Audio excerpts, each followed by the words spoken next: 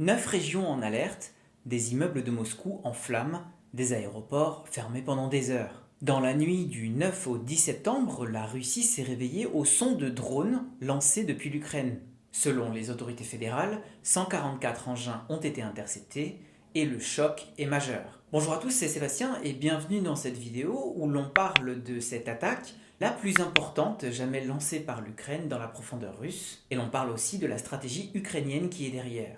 Pour résumer, est-ce que tout cela sert à quelque chose? On parle donc de 144 drones interceptés dans 9 régions de Russie, et 20 d'entre eux ont été interceptés au-dessus de Moscou. Au moins une personne est décédée des suites de l'attaque. On a vu des images de drones s'écrasant dans des zones résidentielles, des immeubles en feu, des façades abîmées, des images qui sont habituelles pour les villes ukrainiennes depuis 2 ans et demi, voire depuis 10 ans pour certaines régions de l'est de l'Ukraine. Mais cette fois-ci, c'est Moscou. En parallèle de ces frappes sur des zones urbaines, les aéroports de la capitale russe ont aussi été touchés. 3 d'entre eux ont interrompu leurs activités pendant plus de 6 heures, et une cinquantaine de vols a été retardée. Le Kremlin a commenté dans la journée par la voix de son porte-parole, Dmitri Peskov. Selon lui, l'attaque sur des cibles civiles montre encore une fois la vraie nature du régime de Kiev, qui est fait d'ennemis de la Russie. Les attaques sur des cibles civiles sont des choix contestables et doivent être contestés. Mais ce que Dmitri Peskov a oublié de dire,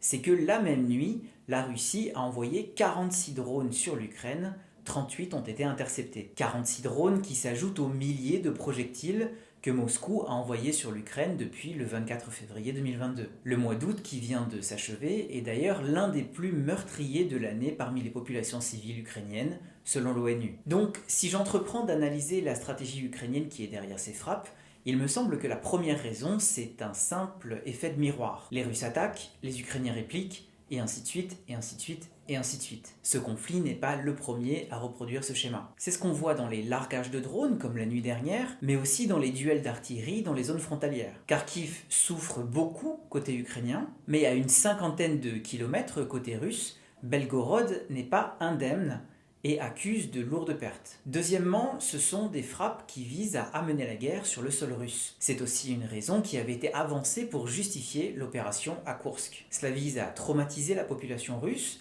à lui faire comprendre tout le mal qu'elle fait à l'Ukraine depuis 2022, afin qu'elle fasse pression sur le Kremlin. Ça, à mon sens, ça reste très hypothétique.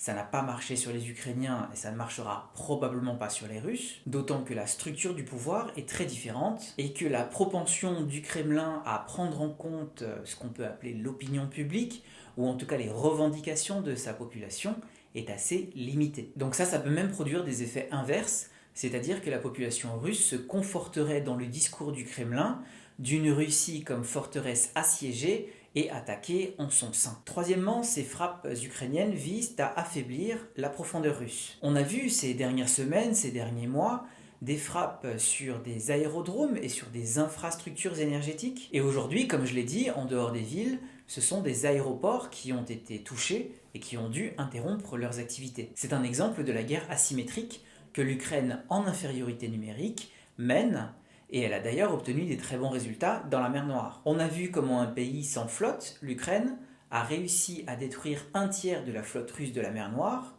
et à chasser le reste sur les côtes est. Avec ses frappes de drones, l'Ukraine ne va pas détruire Moscou, elle ne va pas détruire ses aéroports, et elle ne va pas détruire non plus sa flotte de chasseurs et de bombardiers. Mais par exemple, elle a déjà forcé le haut commandement russe à stationner des bombardiers sur des aérodromes qui sont situés plus loin de la frontière, et aussi à fortifier ses bases arrières. L'Ukraine a déjà perturbé la vie de centaines de milliers de civils russes, si ce n'est des millions, alors peut-être qu'elle peut aussi perturber l'énorme trafic aérien qui transite par Moscou. Si la capitale de 21 millions d'habitants ne peut plus se servir de ces aéroports géants, alors cela nuira à son rayonnement économique. Tout cela s'inscrit, et c'est mon quatrième point, dans une montée en puissance des capacités ukrainiennes. 144 drones interceptés, si le chiffre est correct, c'est beaucoup, ce qui montre que l'Ukraine s'est constituée des stocks. Cela s'ajoute aussi à la déclaration hier du commandement ukrainien qui indique avoir réduit l'écart entre les stocks et l'usage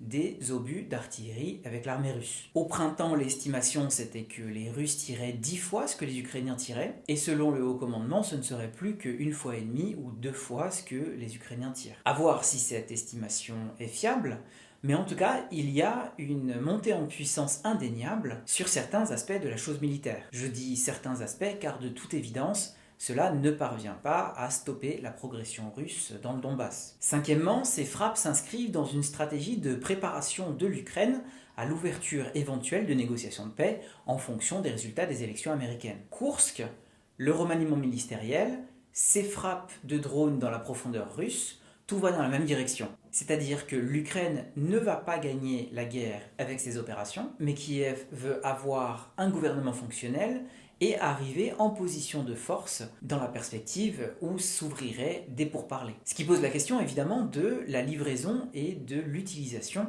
de missiles balistiques occidentaux. L'Ukraine le demande avec insistance et on voit déjà ce qu'elle peut faire avec des drones bon marché. Et donc l'argument c'est que si elle avait accès à ces missiles balistiques en quantité suffisante, elle pourrait à coup sûr affaiblir la profondeur russe et inverser le rapport de force. À condition évidemment qu'elle ne s'en serve pas sur des cibles civiles et des zones résidentielles, ce qui est quand même un risque à considérer. Pour l'instant, les Occidentaux refusent, Américains en tête, et ce malgré le fait que l'Iran a livré des missiles balistiques à la Russie. J'avais fait une vidéo hier sur l'hypothèse de cette livraison. Ça a été confirmé aujourd'hui, 10 septembre. Les États-Unis, le Royaume-Uni, la France, l'Allemagne ont déjà annoncé de nouvelles sanctions contre les individus et entités impliqués dans le programme de missiles balistiques. Mais pour l'instant, ça s'arrête là. Le fait que l'Iran et la Corée du Nord contribuent directement à l'effort de guerre russe ne semble pas infléchir la position des Américains. Et probablement, et ça sera mon mot de la fin, rien ne bougera avant l'élection présidentielle de novembre. Merci d'avoir regardé cette vidéo jusqu'au bout, je file et je vous retrouve demain.